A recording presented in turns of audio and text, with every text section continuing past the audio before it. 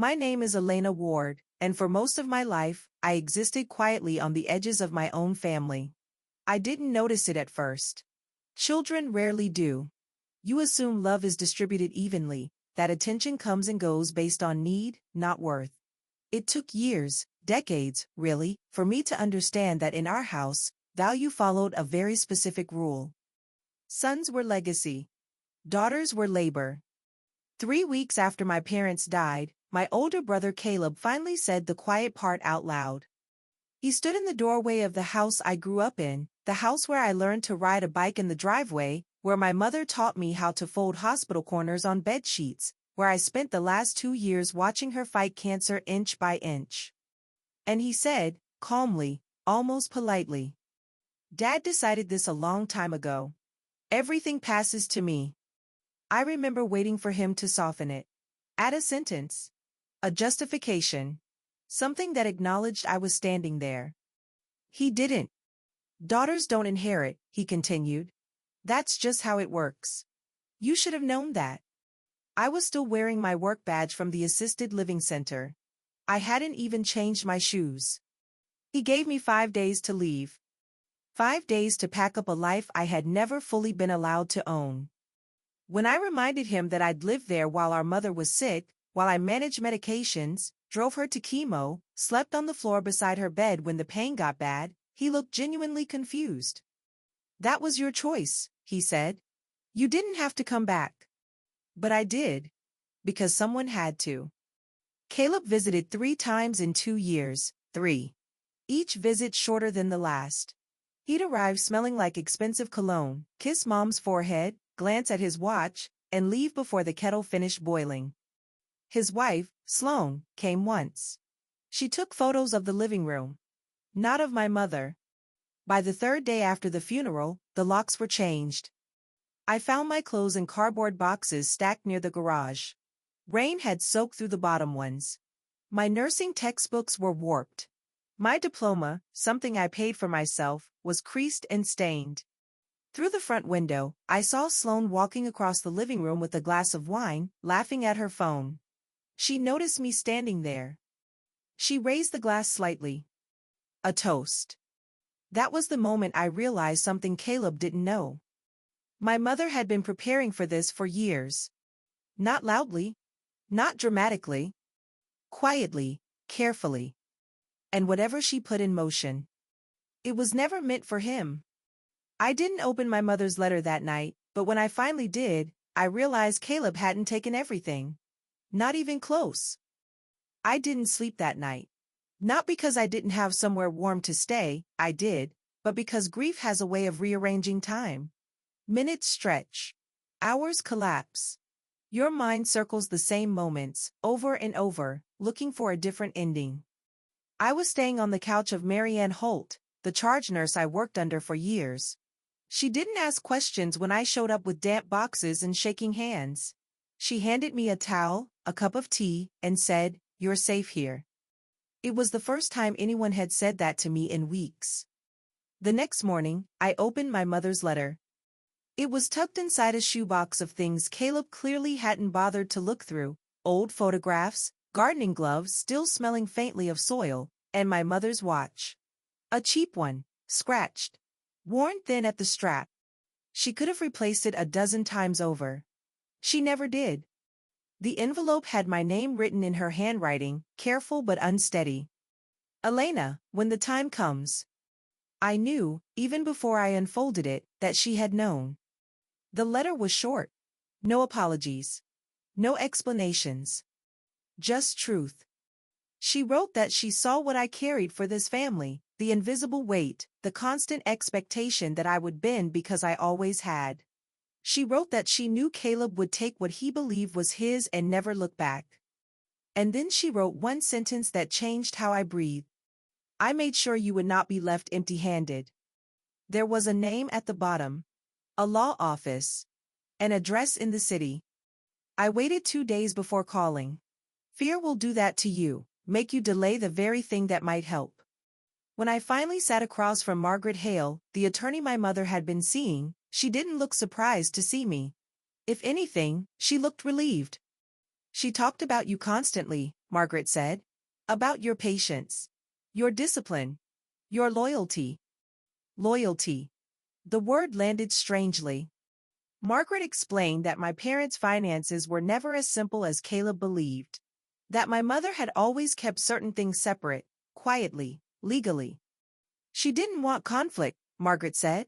She wanted certainty. I asked what that meant. Margaret smiled, just a little. It means your brother made a mistake by assuming your father's decisions were the only ones that mattered. That afternoon, my phone rang. Caleb. His voice was different now, softer, measured. I've been thinking, he said. This doesn't have to be ugly. I'm willing to offer you something. A clean break. $10,000. In exchange for my signature. My silence. My surrender. I told him no. The line went cold. You're making this harder than it needs to be, he said. You'll regret it. Maybe. But for the first time in my life, I didn't bend. 3 days later, we were all summoned to the will reading, and Caleb walked in certain he'd already won. The will reading was scheduled for a Thursday afternoon, in a conference room that smelled faintly of polished wood and old paper. I arrived early. Not because I was eager, because I didn't want to arrive after Caleb. I didn't want to feel small walking into a room where he already believed he owned everything in it. The table was long. Too long for the number of people who would sit there. When Margaret Hale entered, carrying 2 thick folders, she nodded at me first. Just once. Not reassurance, recognition. Caleb arrived 10 minutes late, as expected. He wore a tailored navy suit and the expression of a man attending a formality, not a reckoning. Sloane followed behind him, heels clicking sharply against the floor, phone already in her hand. They didn't look at me. Not really. Then someone else walked in. My grandmother, Ruth. Caleb froze. I didn't know you were invited, he said, standing halfway out of his chair. I was asked, she replied, calm as still water. By my daughter. That was the first crack. Margaret waited until everyone was seated before she spoke. We'll be reviewing 2 wills today, she said evenly. Your father's and your mother's. They are separate documents. Sloane frowned. Why would that matter? Margaret didn't answer right away. She opened the first folder. My father's will was exactly what Caleb expected. Assets, accounts, percentages. 70% to him. 30% to me, after debts. Caleb leaned back, satisfied. There, he said, smiling thinly. I told you. This didn't need to be complicated. I didn't respond. Margaret closed the folder. And now, she said, opening the second, we move to your mother's estate. Caleb laughed, once, sharp, disbelieving. Our mother didn't have an estate, he said. She stayed home. Everything was Dad's. Margaret met his gaze without blinking. That assumption, she said, is incorrect. The room shifted. Not loudly. Just enough. She explained that my mother had maintained independent assets, investments, accounts. Legal structures established years before her illness. Caleb stood up. This is ridiculous, he said. Whatever she left, it can't change the house. The money. The real inheritance. Margaret's voice hardened. Sit down, Mr. Ward. He did. She continued reading, slowly, deliberately. My mother's letter was read aloud. Every sentence stripped away the story Caleb had been telling himself for years. About fairness. About tradition. About worth. I didn't look at him while it was read. I didn't need to. Because halfway through, Sloane stopped whispering. And Caleb stopped smiling. The letter wasn't the end, it was the warning. What came next was the part my mother made impossible to undo. Margaret paused after finishing my mother's letter, letting the silence stretch longer than was comfortable. Caleb shifted in his chair, once, twice. He looked like someone waiting for the punchline to a joke that wasn't funny anymore. That's it? He finally said. A letter. Margaret didn't answer him right away. Instead, she reached into the folder and placed a small flash drive on the table, right at the center where everyone could see it. My client anticipated resistance, she said calmly. So she documented everything. Sloane straightened. Her phone remained face down for the first time since she'd entered the room. What's that? Caleb asked. Video documentation, Margaret replied. Recorded at the time your mother executed this will. She explains her decisions, in her own words. The recording is 31 minutes long.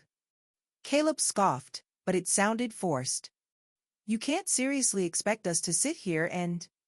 If you contest this will, Margaret said evenly, the video will be submitted to probate court, along with a psychiatric evaluation confirming your mother's full mental capacity. That shut him up. Margaret didn't play the video. She didn't need to. The threat of clarity was enough. She moved on. Linda Ward established a family trust 8 years ago, she said. Independent of her marriage. Independent of her husband's estate. My stomach tightened, not fear, not hope. Something steadier. Assets placed into that trust include, Margaret continued, liquid investments, long-term accounts, and the deed to the family home. Caleb stood up so fast his chair scraped loudly against the floor. That's impossible, he said. Dad owned that house. Margaret met his gaze. No. Your parents purchased it jointly. Your father assumed control. Your mother retained legal authority. Sloane's hand found Caleb's sleeve. Her face had gone pale. The house, Margaret said, was transferred into the trust 3 years ago. 3 years. While I was driving Mom to chemo. While Caleb was posting photos from rooftop bars. You can't just, Caleb began. I can, Margaret said. And she did. The room felt smaller now, heavier. Margaret folded her hands. Per the terms of the trust, full ownership of the property transfers to Elena Ward effective immediately. The words landed softly. But their impact was not. Caleb stared at me like he was seeing a stranger. Like I'd changed while he wasn't looking. That's not fair, he said. For the first time, I spoke. Neither was being erased, I said quietly. Margaret continued, her voice unshaken. All remaining trust assets are likewise assigned to Elena Ward. This includes financial accounts, investment income, and control over any property held therein. Sloane let go of Caleb's arm. He sank back into his chair. And in that moment, I realized something important. This wasn't revenge. This was correction. But Caleb wasn't finished yet, and what he tried next was desperate enough to cost him even more. For a few seconds, no one spoke. Caleb sat frozen, staring at the table as if the numbers might rearrange themselves if he waited long enough. Sloane leaned in close, whispering something sharp and urgent in his ear. Her composure, the polished calm she carried like armor, had cracked. This isn't over, Caleb said finally, lifting his head. His voice was low now, controlled. Dangerous in the way people get when they realize they've miscalculated badly. Margaret didn't flinch. It is, she said, legally. Caleb laughed, but there was no humor in it. You think I won't fight this? He said, looking directly at me now. You think I'll just walk away? I met his gaze. I think, I said, that you've been walking away for years. His jaw tightened. Margaret interjected before he could respond. You are, of course, entitled to contest the will, she said. However, I must advise against it. Caleb folded his arms. Why? Because you say so? Because, Margaret replied calmly, doing so would trigger a full audit of the trust formation, including the timing of asset transfers. Sloane stiffened. Margaret continued, an audit that would also examine any actions taken with the property after its transfer. The words hung there. What actions? Caleb asked. Margaret turned a page. Changing locks. Removing an occupant. Disposing of personal property belonging to the rightful owner. Sloane's breath caught. You evicted Elena from a house you did not legally own, Margaret said. That constitutes unlawful removal. Caleb's face drained of color. I didn't know, he said quickly. I thought. Assumption, Margaret said, is not a defense. She slid another document across the table. This outlines your sister's right to immediate occupancy, she said, and her right to seek damages for loss of property and emotional distress. Sloane stood abruptly. Let's go, she hissed, now. Caleb didn't move. He looked at me then, not with anger, not even with resentment. With calculation. You don't want to do this, he said quietly. We're still family. I almost laughed. Margaret gathered her papers. The meeting is concluded, she said. Copies will be provided to all parties. As Caleb and Sloane left, they didn't say goodbye. My grandmother reached for my hand. Your mother would be proud, she said softly. That evening, I returned to the house. My house. The locks were still changed, but not for long.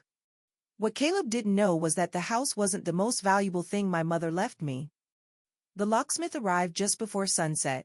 I stood on the porch while he worked, watching the light stretch across the lawn my mother used to tend every morning. The lavender bushes were overgrown now, their scent stronger than I remembered, as if they'd been waiting. When the door finally opened, it didn't feel triumphant. It felt quiet. Inside, the house looked wrong. Furniture had been shifted. Drawers rifled through.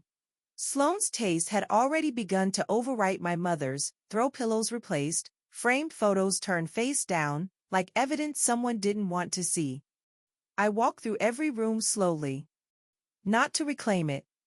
To understand what had been taken. Some things were gone. Jewelry, documents. Boxes from the attic. Caleb hadn't been careful, he'd been confident. That confidence cost him. The next morning, Margaret called. There's something else you should know, she said. Your mother anticipated this part too. She explained that the trust included a full inventory of household contents, recorded years earlier, photos, itemized lists, values. Everything.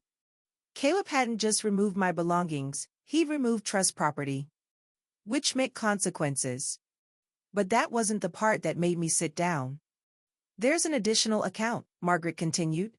One that becomes accessible only after the trust transfers are complete. How much? I asked. She paused.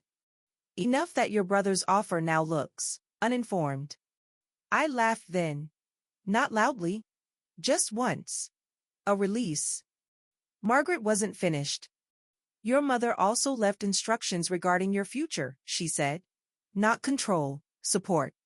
The account was designed to fund education, housing, or business ventures, whatever I chose. No deadlines. No oversight. Freedom. That evening, Caleb called. He didn't yell this time. He apologized. Said he'd been under pressure. Said Sloane was stressed. Said he didn't realize how far Mom had gone. I overreacted, he said. We can fix this. I looked around the kitchen, my mother's kitchen, and felt something settle in me. No, I said. We can't. Silence. You don't have to do this, he said finally. I smiled, though he couldn't see it. I already did, I said.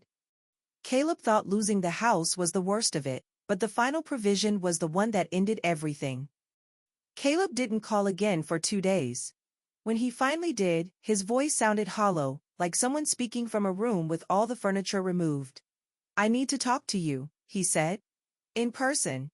I agreed, not because I owed him anything, but because I wanted to see him without the certainty he'd worn his entire life like armor. We met at the house. He stood in the doorway awkwardly, hands in his pockets, eyes flicking past me into the living room as if he expected something to jump out and accuse him. This place feels different, he said. It always was, I replied. He swallowed and nodded. Margaret sent over more documents. I waited. There was something I missed, he said. In Mom's trust. I said nothing. She included a clause, he continued. One that affects me. Now I looked at him. The clause was simple, surgical. My mother's handwriting all over it. Any beneficiary who attempted to unlawfully seize, dispose of, or interfere with trust assets would forfeit any indirect or future benefit connected to the estate. Caleb hadn't just lost the house. He'd lost access. Margaret had explained it to him in careful, professional language.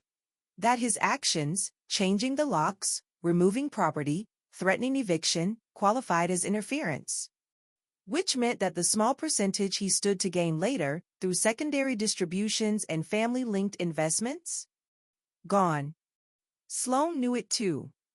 That was why she hadn't come with him. She's furious, he admitted. She says this ruined us. I thought of the way she'd raised her wine glass at me through the window. I didn't ruin anything, I said. I just stopped letting it happen. He looked up at me then, really looked, like he was trying to find the version of me he'd always dismissed. You could reverse it, he said. You could tell Margaret you don't want to enforce the clause. I shook my head. I won't. His shoulders slumped. For years, he said quietly, I thought you'd always be there. Cleaning things up. Making it easier. I nodded. So did Mom. That was the moment something in his face changed, not anger, not fear. Recognition. He left shortly after, without another argument. That night, I sat alone on the back steps, lavender scent heavy in the air, my mother's watch warm against my wrist. She hadn't taken revenge. She'd taken responsibility. And she'd given me the one thing no one else ever had. A choice. But the final fallout didn't come from Caleb, it came from the one person who thought she could still control the ending. The call came late at night. Not from Caleb. From Sloane. Her name on my screen made me hesitate, not out of fear, but curiosity. I hadn't heard her voice since the day she lifted that wine glass and smiled like I didn't matter. I answered. Her tone was polite. Too polite. Elena, she said, like we'd always been on friendly terms. I think we should talk. I leaned against the kitchen counter, listening to the hum of the refrigerator, the familiar sounds of a house that finally felt like mine. I'm listening, I said. She didn't waste time. This situation, she began, has spiraled. Caleb is devastated. You know how emotional he gets under pressure. I almost laughed. She continued, we're willing to put the past behind us. Start fresh. Family should stick together. Family. The word tasted strange now. What do you want, Sloane? I asked. A pause, then. The clause, she said. You don't have to enforce it. You could amend the trust. Margaret said it's possible if you agree. I closed my eyes. Of course she'd spoken to Margaret. Of course she'd tried to find the edges of the rules. You threw my things onto the lawn, I said quietly. You toasted while I stood in the rain. That was emotional, she snapped, the Polish slipping. People make mistakes. Some mistakes, I replied, are choices. Her breath sharpened. Do you know what this is doing to us? She said. The investments. The connections. People are asking questions. There it was. Not regret. Reputation. I'm not interested, I said. Her voice hardened. You're being vindictive. No, I said calmly. I'm being finished. She went silent. You think you won, she said finally. But money doesn't buy peace. I smiled. No, I said. But boundaries do. I ended the call. The next morning, Margaret confirmed what I already suspected. Sloane had pushed too hard. Contacted institutions she shouldn't have. Pressured people connected to the trust. Each attempt documented. Each one strengthening my position. By afternoon, the fallout had begun. Accounts frozen. Partnerships paused. Questions raised. Not because I asked for it. Because my mother planned for it. That evening, I walked through the house again, not as someone reclaiming ground, but as someone deciding what came next. And for the first time, I wasn't reacting. I was choosing. The final chapter wasn't loud or dramatic, but it closed doors Caleb and Sloane would never reopen. The last fallout didn't arrive with shouting or slammed doors. It arrived quietly. 2 weeks after Sloane's call, Margaret invited me back to her office, not for bad news, but for closure. The kind most people never get. Caleb and Sloane had separated their finances. That alone told me everything I needed to know. When pressure arrived, loyalty vanished. Several joint ventures Caleb relied on were paused indefinitely. Not because I demanded it. Because uncertainty makes investors cautious, and his name now came with questions he couldn't answer cleanly. He sent one final message. Not a call. I hope you're happy. I stared at it for a long time before responding. I'm peaceful. That was the truth. I renovated the house slowly, carefully. I kept my mother's kitchen exactly the same chipped mug, same spice drawer, same view from the sink. The lavender garden came back stronger than before. I took time off work. Not because I needed to escape, but because I finally could choose rest without guilt. The trust did exactly what my mother intended. It didn't make me rich overnight. It made me stable, secure, unrushed. I enrolled in an advanced nursing program I'd once dismissed as unrealistic. I donated some of the remaining furniture to a women's shelter, quietly, without my name attached. One afternoon, my grandmother came to visit. She walked the house slowly, touching door frames, nodding to herself. She did it, she said softly. Yes, I replied. She did. What will you do now? She asked. I thought about it. For the first time in my life, the answer didn't feel rehearsed. I'll live, I said. Without asking permission. Caleb never came back. I heard through distant channels that he still tells the story differently. That he was betrayed. That tradition was stolen from him. But traditions built on silence don't deserve loyalty. My mother didn't destroy a family. She corrected a story that had gone unchallenged for too long. And she left me more than property or money. She left me proof. That quiet preparation outlasts entitlement. That dignity doesn't need witnesses. And that being underestimated is only dangerous to the person doing the underestimating. The house is quiet now. But it's finally honest.